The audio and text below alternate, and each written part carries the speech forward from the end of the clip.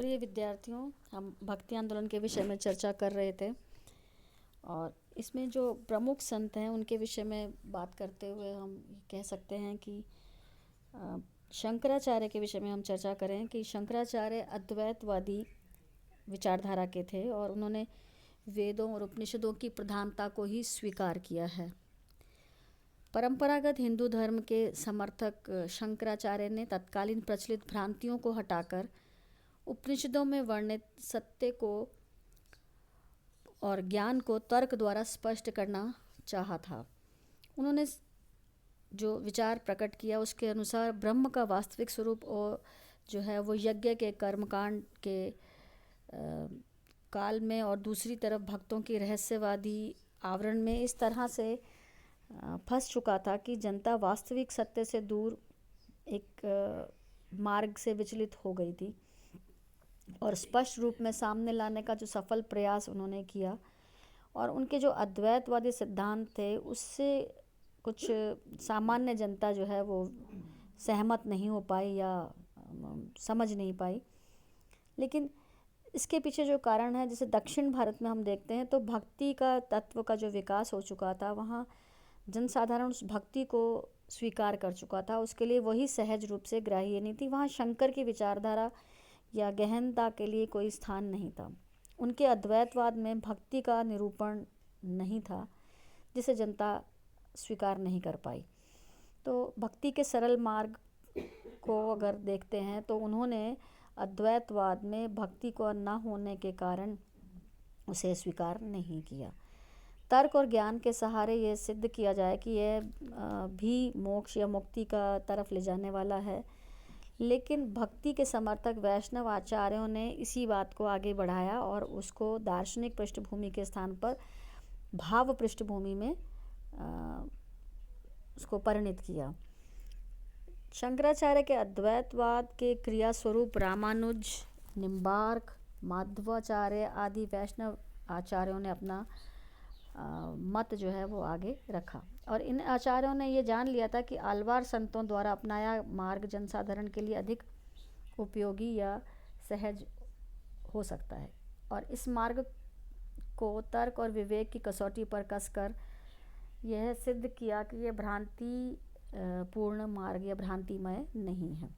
इसी के परिणाम स्वरूप विशिष्टाद्वैत, द्वैताद्वैत और शुद्धाद्वैतवाद का विकास हुआ और विभिन्न दर्शनों और विभिन्न भक्ति मार्ग को इसने और अधिक विवेकपूर्ण और अधिक समृद्ध और परिपूर्ण किया।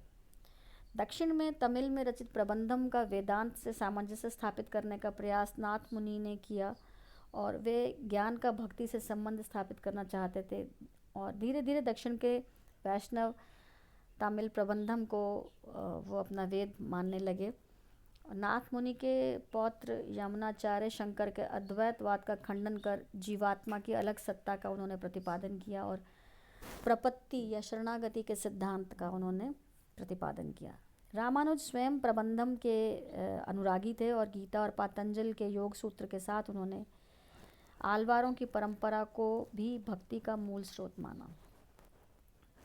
और रामानुजाचार्य के विषय में हम बात करते हैं तो रामानुजाचार्य का जन्म 1017 ईस्वी में श्रीरंगम के एक आचार्य परिवार में हुआ और इनके पिता की मृत्यु इनकी बाल्यावस्था में ही हो गई थी और लेकिन पारिवारिक परंपरा के अनुसार इन्हें शिक्षा दीक्षा दी गई।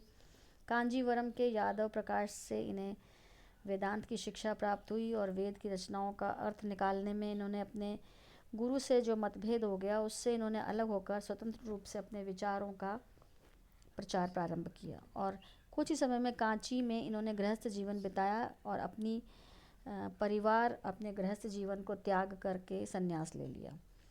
विभिन्न स्थानों पर भ्रमण कर इन्होंने अपने विचारों का, अपनी विचारधारा का प्रसार प्रचार प्रारंभ किया और अद्वैतवाद के समर्थकों ने इनका विरोध किया। कई बार इनके जीवन के लिए संकट भी उपस्थित हो गए, लेकिन इन्होंने इन सब विरोधों को झेलते हुए, इन विरोधों का सामना करते हुए अपने विचारधारा के समक्ष उपस्थित समस्त आपत्तियों का निराकरण करते हुए अपनी विचारधारा को पुष्ट किया और उसे आगे बढ़ाया, जनता के बीच अपनी विचार को सम्मुख रखा। अगर हम बात करते हैं इसी संदर्भ में, तो रामानुज ने दक्षिणी भारत के सभी धार्मिक स्थानों की यात्रा कर जो है और वहाँ जो ग्रंथ प्राप्त थे उनका अध्ययन किया, लेकिन और प्रमुख विचारकों से या विद्वानों से धर्म चर्चा करते हुए अपने विचारों को भी व्यक्त किया।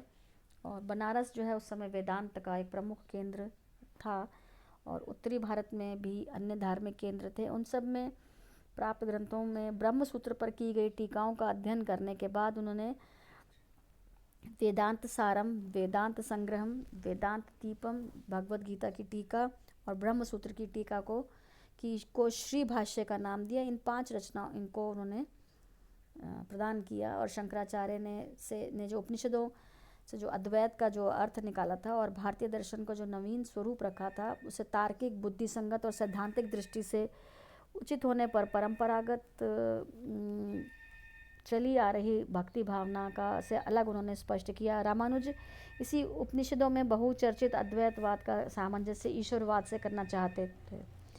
तो शंकर का ब्रह्म शुद्ध बुद्ध निराकार है, वह सृष्टि का रचयिता नहीं, वह उसका मनुष्य से कोई सीधा संबंध नहीं, उसे प्रार्थना के द्वारा पिघलाया नहीं जा सकता, वह निर्विकार है और उसका कोई संसार से कोई अर्थ नहीं है। और ऐसे ब्रह्म की जो परम शक्ति अथवा उसका जो तत्व है, साधारणतः मनुष्य उसकी कल्पना नहीं कर सकता। और इसी ब्रह्म में ईश्वरत्व का आरोप कर रामानुज ने उसे साधारण बुद्धि की पकड़ में लाने का प्रयास किया। ये एक उसकी विशेषता कही जा सकती है।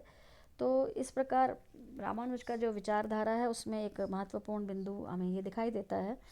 और इस प्रकार जिस रामानुज के अद्वैतवाद का पूर्ण खंडन उन्होंने नहीं किया, लेकिन उसमें कुछ संशोधन अवश्य किए। और शंकर केवल ब्रह्म के अस्तित्व को मानते हैं, जीव को भी ब्रह्म ही कहते हैं और संसार को केवल ब्रह्म मानते हैं। लेकिन रामानुज ईश्वर, जगत और जीव के बीच तीनों को सत्य और अनादि मानते हैं। अंतर केवल इतना है कि जीव और जगत अनिवार्य रूप से ईश्वर पर आश्रित हैं। जिस प्रकार शरीर आत्मा पर आश्रित है, उसी प्रकार जीव और जगत ईश्वर पर आश्रित हैं। इसे रामानुज अपृथक सिद्धि कहते हैं। और वस्तुतः ये तीनों परस्पर इस प्रकार मिले हुए हैं कि उन्हें कोई अलग करके नहीं देख सकते। जैसे वस्तु से उसका गुण अलग नहीं किया जा सकता, उसी प्रकार ईश्वर से जीव और जगत को अलग नहीं किया जा सकता, क्योंकि ये उनके विशेषण हैं। इसलिए रामानुज का सिद्धांत विशिष्टाद्वैत कहलाया। और ब्रह्म के निर्गुण और निर्विकार होने की बात जो रामानुज के विचारों से कैसे मेल खाती, उनका ईश्वर सगुण था और सर्वगुण संपन्न, सर्वज्ञ और सर्वशक्तिमान है। वह सृष्टि का रचयिता है और इसलिए उसकी जो रचना उससे सीमित अर्थ में अलग है। वहीं द्वैत का आधार भक्ति के सिद्धांत का आधार है। तो ब्रह्म को ईश्वर के धरातल पर लाकर रामानुज ने जीव का ईश्वर से एक ऐसा संबंध स्थापित कर दिया जिसमें जीव अपने सृष्टिकर्ता से व्यक्तिगत संबंध स्थापित कर सकता था। और रामानुज का विचार था कि शंकर के ज्ञान योग की साधना केवल यह बता सकती है कि आत्मा शरीर से भिन्न है, लेकिन वह परमात्मा का या ब्रह्म का अंश है। इस अनुभूति के लिए ज्ञान श्रेष्ठ नहीं है और यह अनुभूति तब प्राप्त हो सकती है जब मनुष्य भक्ति का मार्ग अपनाए। रामानुज जीव को ईश्वर से भिन्न मानते हैं, इसलिए उनके मोक्ष के अर्थ ब्रह्म में विलीन हो जाना नहीं, बल्कि उसका मोक्ष वैकुंठ की प्राप्ति है, जहाँ भक्त अनंत काल तक ईश्वर के समीप रहकर भक्ति का रसास्वादन करता है। तो इस मोक्ष की प्राप्ति के लिए रामानुज ने भक्ति और प्रपत्ति 2 मार्ग बताए हैं। भक्ति का मूल आधार उपनिषदों में निर्देशित सिद्धांत है और इस प्रकार भक्ति के लिए एक नियमित प्रशिक्षण, एक नियमित अनवरत साधना के 3 सोपान कर्मयोग, ज्ञान योग और भक्ति योग माने हैं। तो इस प्रकार कर्म योग द्वारा जीव अपने ऊपर नियंत्रण प्राप्त करता है, ईश्वर पर सब कुछ समर्पित करने का अभ्यास करता है और ज्ञान योग से ईश्वर से अपना संबंध का सच्चा ज्ञान प्राप्त करता है और भक्ति योग के द्वारा ईश्वर की उपासना में अपना ध्यान केंद्रित करता है। और प्रपत्ति का मार्ग अधिक सरल है, क्योंकि इसमें ज्ञान की आवश्यकता नहीं, विद्याभ्यास या योगाभ्यास की आवश्यकता नहीं, केवल ईश्वर में पूर्ण विश्वास और उसे आत्मसमर्पण करना ही प्रपत्ति है। तो ये एक तरह से शरणागति का भाव है। तो इस तरह रामानुज ने एक तरफ वेदांत से प्रभावित उच्च वर्ग के लोगों के लिए अपनी ओर आकर्षित करने के लिए विचारों का संबंध उपनिषदों के सिद्धांतों से जोड़ा और उन्हें युक्ति संगत बनाकर उसकी परंपरा के अनुसार मोक्ष का मार्ग भक्ति के रूप में निर्धारित किया।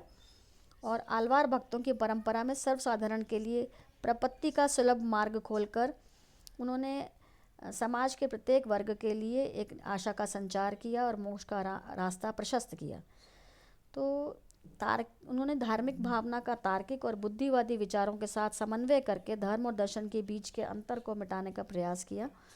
1137 ईस्वी में उनकी मृत्यु हुई और उनके सिद्धांतों ने भारतीय चिंतन को एक नई दिशा दी, एक नया परिप्रेक्ष्य दिया, और उस तरह से रामानुज की जो देन है वो अपने आप में महत्वपूर्ण कही जा सकती है। तो इस तरह से इसी के विषय में हम आगे चर्चा करेंगे। आपके लिए ये वीडियोज़ उपयोगी होंगे। धन्यवाद।